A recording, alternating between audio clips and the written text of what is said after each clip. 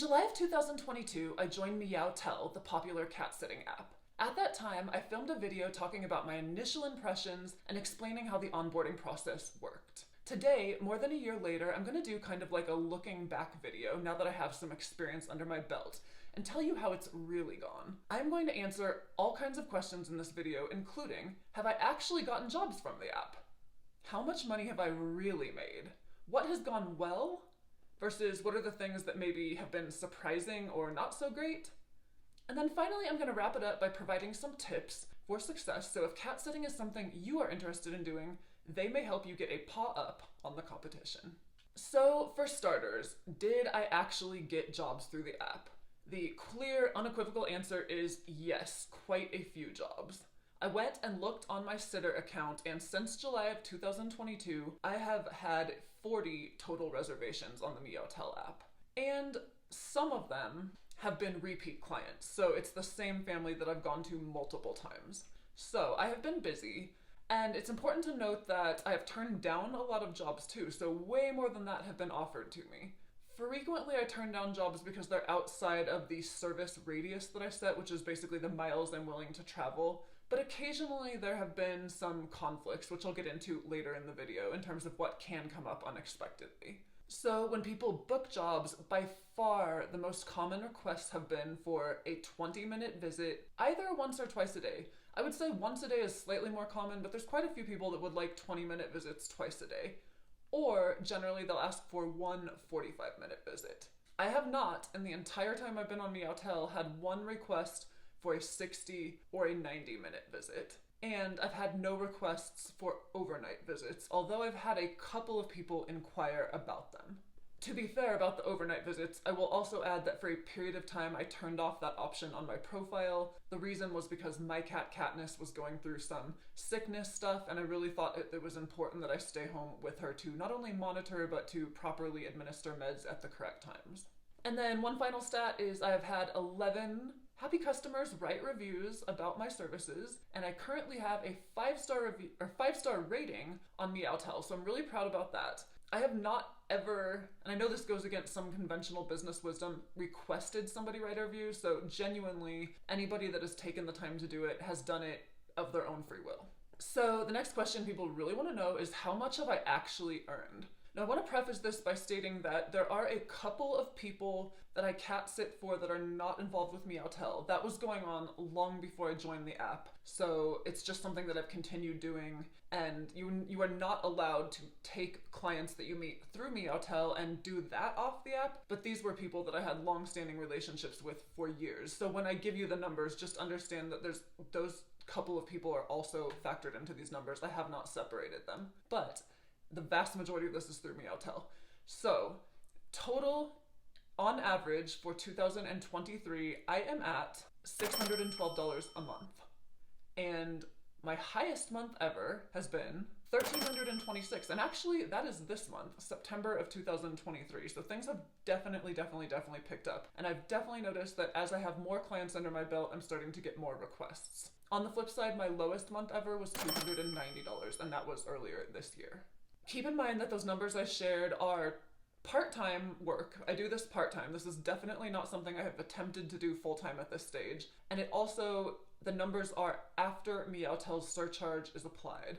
Or not surcharge, that is the wrong word. After Meowtel's fee. So Meowtel takes a percentage of your earnings to cover stuff like the marketing they do for you, the app, the support, the insurance, etc. And I've gone over this in my first video, but it really varies depending on how much work you've done for a client. It starts out that they take 30%, and then it gradually declines as you work for the same people more and more.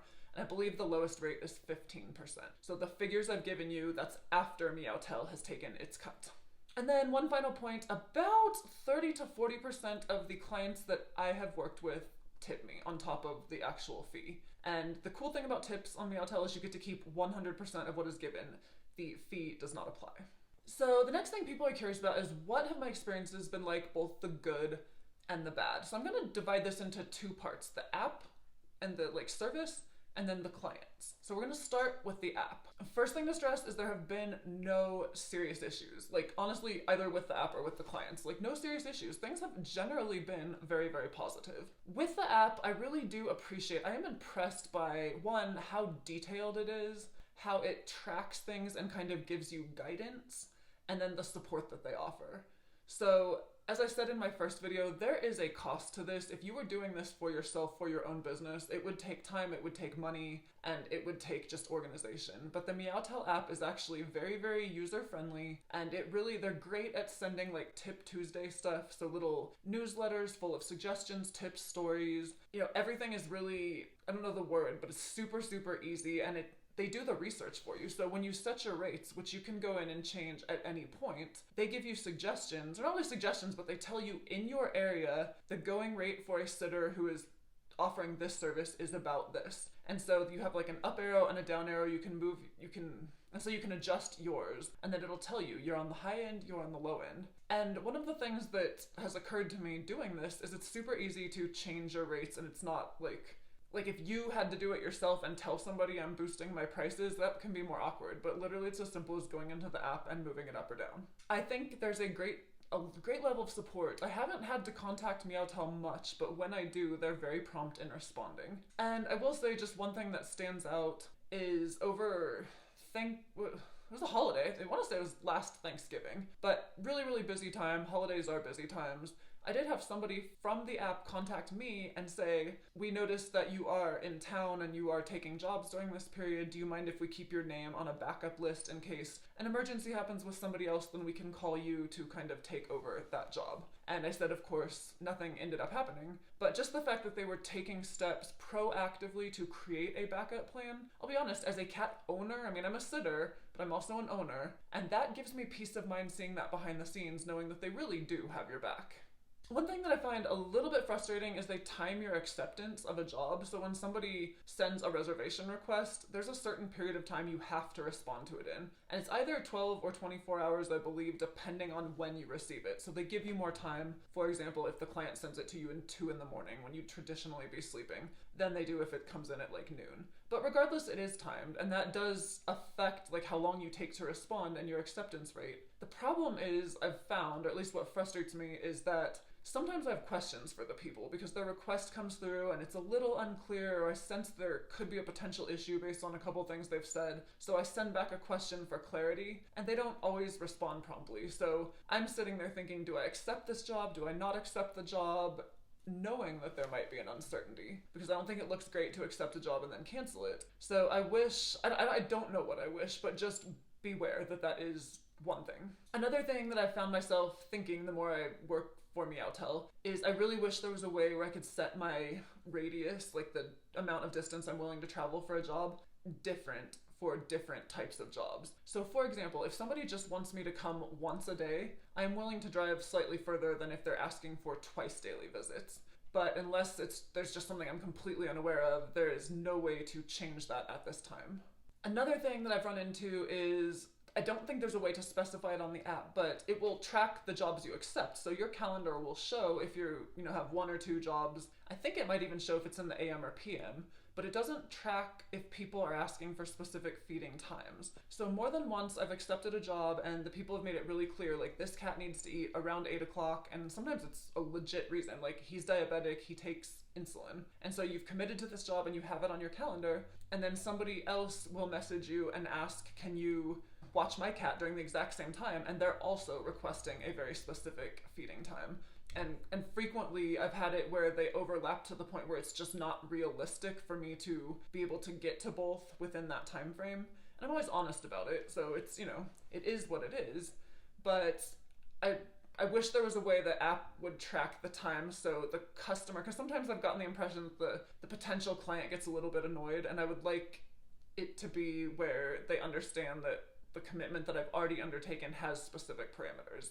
So another thing about the app is that when you are paid, and they're very clear about what date the money will be deposited, it does work kind of slowly, and maybe that's partially because of how I have mine set up. They will deposit the money into the Meowtel app for me, this is how I have mine set up, basically 2 days after my job ends. So once a job is, say the job ends on a Monday, it will tell me the money will be deposited on Wednesday, which is pretty quick. But from there, I have to transfer my money, because this is how I have it set up, to Venmo.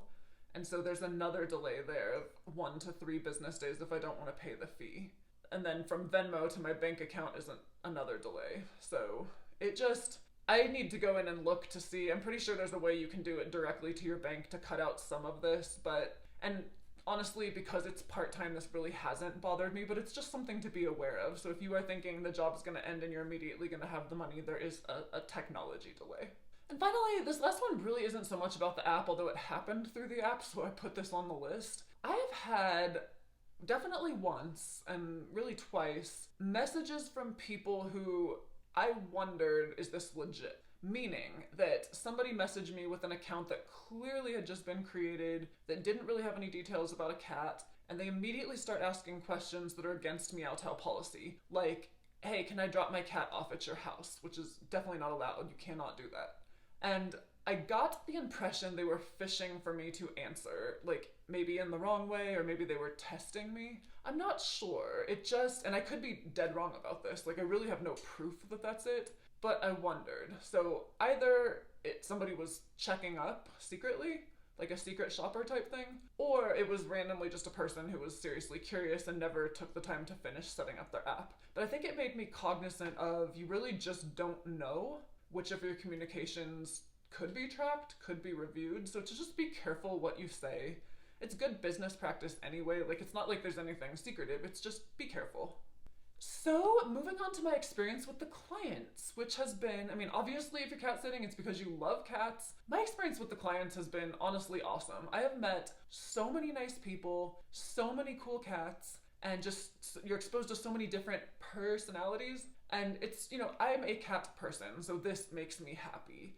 And so there have been no major issues. There have been no emergencies, like where I had to rush a cat to the vet or something horrible happened. So it's been a very, very overall positive experience.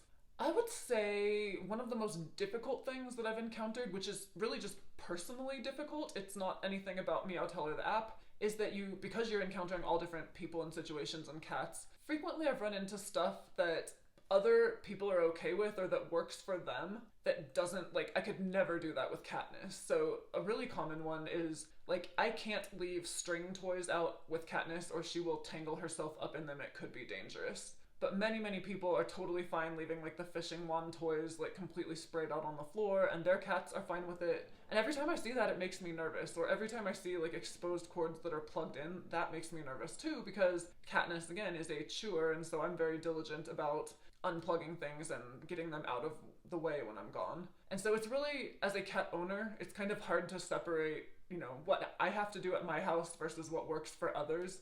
But I would say that it keeps me on my toes, and it's actually kind of good for my sense of, like, anxiety to learn how to tame it a bit. So just, you know, when you encounter these things, just communicate with the people, ask them, is it okay that these toys are left out? Even if you see it there, don't make an assumption. You know, does your cat chew on anything that I need to be aware of? Anything you're wondering about, just ask. And so finally, I want to end this video with some tips for success that are based on my experiences and that I think would actually help somebody who's looking to get into cat sitting. But I think the number one thing that I would stress, like above and beyond all else, is always take a video. Like, I always do this. I take a video with my phone when I'm leaving a house. And what I'm specifically videoing is that the cat or cats are in the house, and I'm kind of filming myself walking to the door, showing that they're, like, not following me, about to escape. And I show myself opening the door, shutting the door, locking the door, and testing the door. And I do this for a couple of reasons. Number one, because I'm entrusted with this awesome responsibility of making sure somebody else's house and cats are all right, I just want to be able to reassure myself. So if that thought occurs to me, like, later that night, did I lock the door, whatever, I want to have that. It just helps calm me.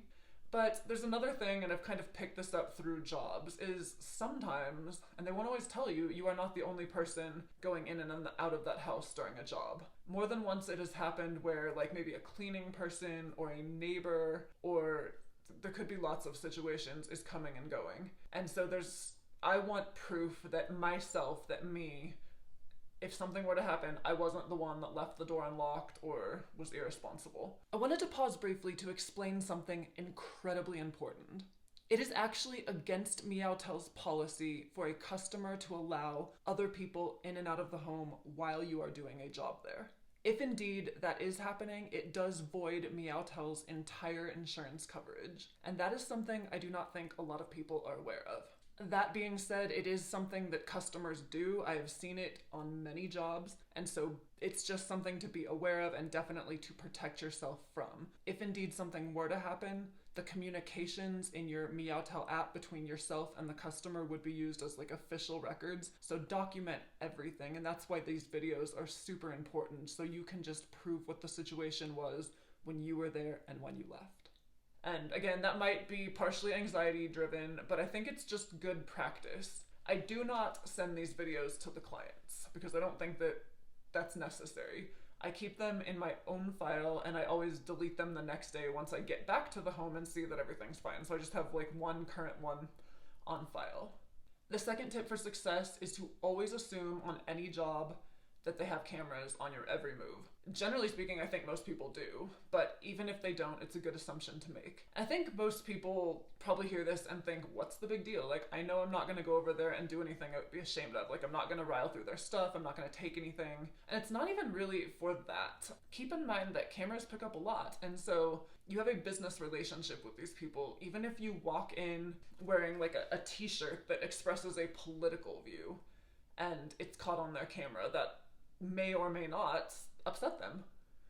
I mean, it shouldn't, because, you know, ideally people would respect all different viewpoints, but you just don't know in this day and age. You know, they may pick up you, like the cameras may pick up you answering your phone, and I just think it's good practice to not answer your phone while you're at a job, period, unless it's like literally an emergency.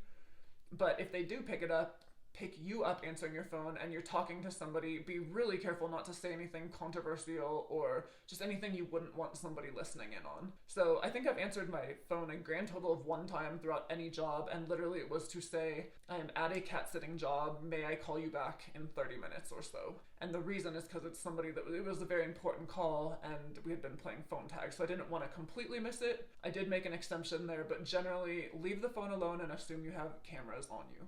Third tip for success, and you can't go wrong with this one, guys, photo and video bomb your clients. Like, literally take more pictures than you think you need to, send little video clips of all different things, and give a detailed update every time you're there. Remember to put yourself in a cat owner's position. For some people, leaving town without their pet is extremely uncomfortable. I am one of those people, and there are reasons for it because there's traumatic things that have happened in the past. So I trust cautiously, and I can tell you that it reassures me greatly if I get a lot of photos, if I get detailed reports. I don't think you can ever go wrong by sending too many, and I've never had this backfire. In fact, one of the things I pride myself on is taking really cute photos, because I also have some experience running a major cat social media page on Instagram. So I've kind of used some of those skills that I've learned to take better pictures for my clients, and that's literally probably the number one thing people comment on. So another tip for success would be a question that I would literally ask every client you have: should I leave any lights on?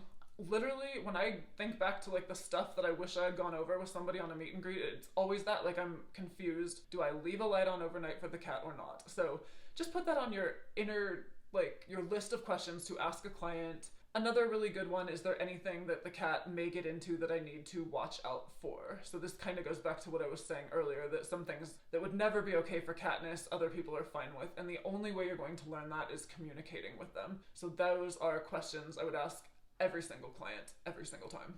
Another tip, keep a detailed system at home for tracking keys. Personally, I have a little drawer that I keep them all in, and I put a piece of masking tape on a key when I get it, or a garage door opener, and I write the cat's names and the job name. And so that's because you could have multiple keys, they all look similar, so that's so I don't mix them up.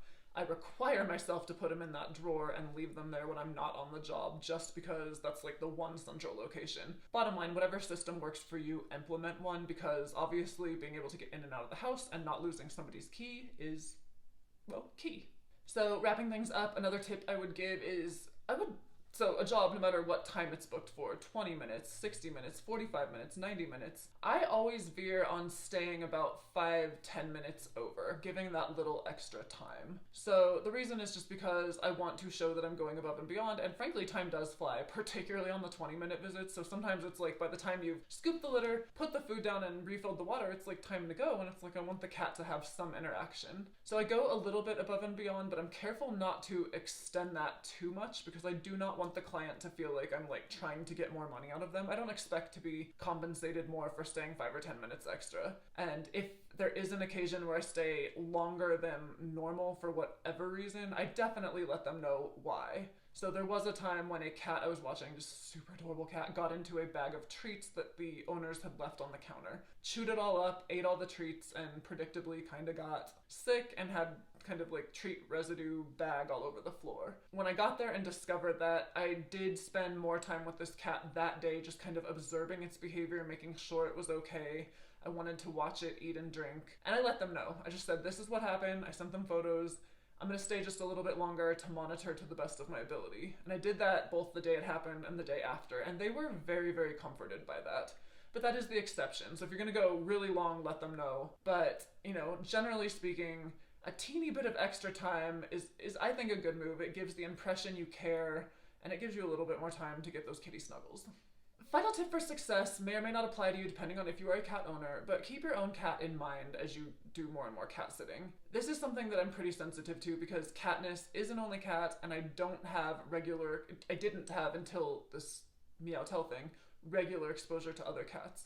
So initially when I started coming home smelling like all the neighborhood cats, she kind of had some catitude about this. And so I'm much more cautious now of when I get home, washing my hands, maybe changing my shirt, etc. Because one, it does matter to your cat, possibly, you just don't know. But two, this is much earlier in my experience, a cat that I was watching was sick, and I'm pretty sure I brought that bug home to Katniss, because the symptoms that I had noticed in the cat I was watching literally showed up at our house about a week later. So just keep in mind, especially if you have an only cat and you're not used to thinking this way, that you've got to respect what they might think if you come home like scented of other cats, and also just, you know, remember that contaminants can spread completely innocently, and so extra hand washing, maybe a shower after your jobs, just maybe good practice. Okay guys, so that has pretty much been my 1-year review of Meowtel and my experiences on the app. Overall, I have to say that the experience has really been very positive. When I first joined, I did not know a lot about what to expect, and specifically my biggest question was, am I really going to get work this way? Is this actually going to be something that, you know, is viable? And honestly, absolutely 100% yes. In fact, I've probably gotten more requests than I thought I would, and I think it's kind of like a snowball, in that once you get some experience under your belt and some reviews up on your page, it does start rolling.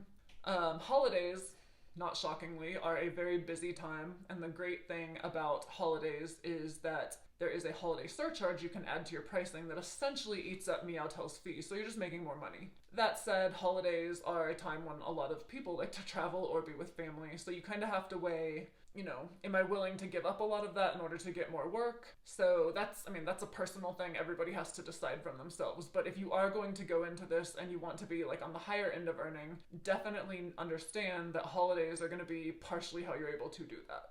I think I've mentioned many times in previous videos and this one that this is a part-time thing for me, but with the way that it's going, it just makes me so happy. I think it is so cool that I'm able to fit this into my schedule. I really think Meowtel, generally speaking, is well run, and as a separate perspective, as a cat owner, seeing how it's run behind the scenes and how they interact with, train, help out, and just educate their sitters, it just adds an extra layer of comfort. So if I need a cat sitter, I honestly wouldn't hesitate, not even a little bit, to go through Meowtel.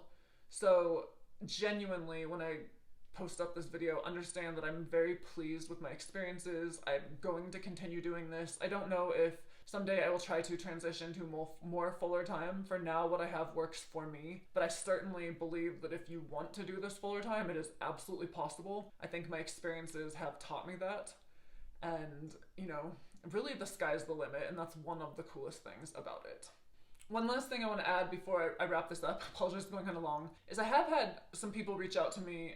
One person was saying that they really, really wanted to do this. They were very excited about it, and then they went through the application process and got a notification that in their particular area where they lived, Meowtel was not at that time putting new sitters out because they did not feel like enough requests were coming from that area to justify it. That was news to me because, I mean, I didn't have an issue with that, but I do live in a major metropolitan area. I am not in Denver, I am about 30 minutes outside of, so there's just, I mean, this is a very animal-friendly state and just tons of opportunities here, so it never even occurred to me that that could be a situation elsewhere, but it definitely was something somebody reported to me and showed me the message that they got. So, I mean, we all live in different places. If that does happen, I believe the email said you can retry to apply like 6 to 9 months down the road. But just heads up that may be the situation, but the great news is that that doesn't stop you from trying again, and in the meantime you can learn everything about it and make plans for a possum experience. That's it, guys! I hope you have a wonderful day. Thank you for listening to my journey. If you have any more questions that I did not answer or anything else, please drop them below.